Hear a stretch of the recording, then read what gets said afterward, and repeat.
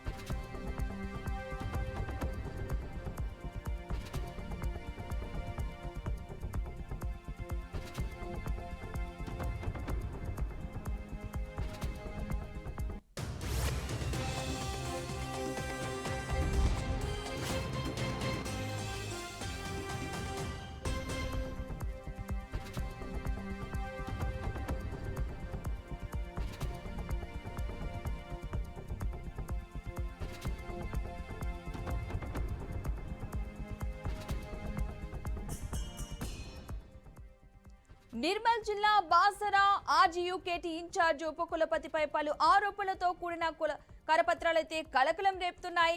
Vice chancellor పై పలు ఆరోపణలతో కూడిన కరపత్రం గురువారం ఉస్మానియా యూనివర్సిటీ జేఏసీ పేరుతో విడుదలయ్యాయి. ఆ కరపత్రం సోషల్ మీడియాలో వైరల్ అయింది. ఉన్నత విద్యామండలి వైస్ చైర్మన్ తో పాటు ఆర్జీయూకేటీ ఉపకులపతిగా కొనసాగుతూ పేద విద్యార్థులకు చెందాల్సిన డబ్బులు కాజేస్తూ ప్రజాధనాన్ని దుర్వినియోగం చేశారని ఆ కరపత్రంలో ఆరోపించారు. హైదరాబాద్ లోని కార్యాలయంలో ప్రైవేటు వ్యక్తులను నియమించుకుని IIIT ఉద్యోగులుగా లక్షల జీతం ఇస్తూ అక్రమాలకు తెరలేపారని అందులో రాశారు. ఆర్జీయూకేటీలో విద్యార్థులు మహిళా ఉద్యోగులను వేధించడం, అప్పుడప్పుడు ఇక్కడికి వస్తూ విశ్వవిద్యాలయానికి సంబంధించిన డబ్బులు దండుకుంటున్నారని, చేయని పనులకు నకిలీ బిల్లులు సృష్టించి భోజనశాలలు నిర్వాహకుల వద్ద డబ్బులు వసూలు చేశారని కరపత్రంలో ఆరోపించారు.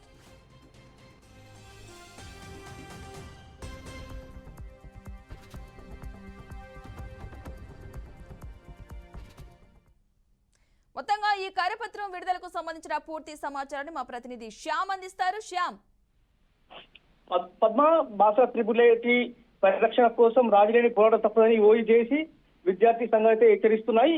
బాసర IIIT ఇన్ఛార్జి వీసీ అసమర్థత, అవినీతి ఉమనైజర్ వెంకటరమణను తక్షణమే తొలగించాలని విద్యార్థి సంఘం అయితే డిమాండ్ చేస్తున్నారు.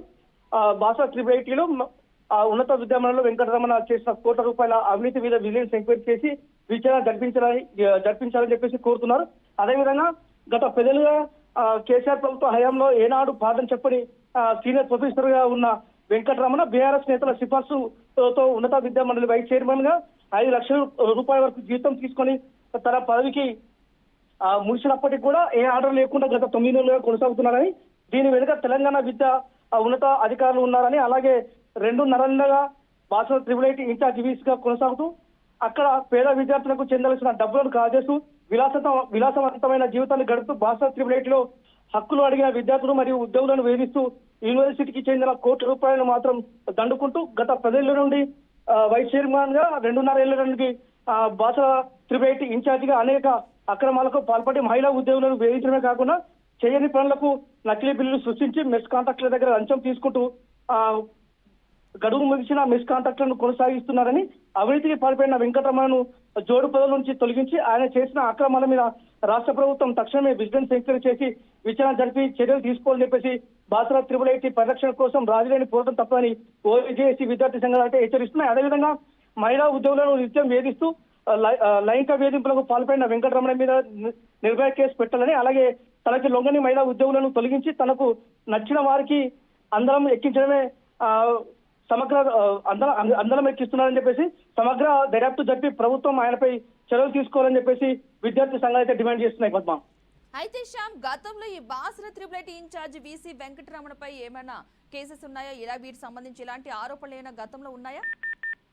గతంలో మాత్రం వీసీ వెంకటరమణ విద్యార్థులను వేధిస్తున్నారని చెప్పేసి ఆరోపణలు తప్ప, అంటే లైంగిక వేధింపులకు సంబంధించిన ఆరోపణలు మాత్రం లేవు. కానీ ఇప్పుడు మాత్రం ఓఈజేసీ సంబంధించిన విద్యార్థి సంఘాలు, అదేవిధంగా ఏదైతే త్రిపుల్ విద్యార్థులు మాత్రం ఈ మధ్య ఇప్పుడు మాత్రమే మహిళా ఉద్యోగులను వేధిస్తున్నారని చెప్పేసి ఆరోపణలు అయితే వెలువెత్తున్నాయి. ఇంతకు ముందు మాత్రం వీసీ వెంకటరమణ మెస్ కాంట్రాక్టర్లకు సంబంధించిన వారి దగ్గర నుండి డబ్బు తీసుకొని కాంట్రాక్ట్ ముగిసినప్పటికీ కూడా అదే పాత కాంట్రాక్టర్ని కొనసాగిస్తూ నాణ్యమైన భోజనాన్ని అందించకుండా విద్యార్థులను మోసం చేస్తున్నారని చెప్పేసి ఆరోపణలు ఉండేటివి. అంతేగాని వేధింపులకు సంబంధించిన ఆరోపణలు మాత్రం ఇంతవరకు అయితే రాలేదు Padma. Right, thank you Shyam.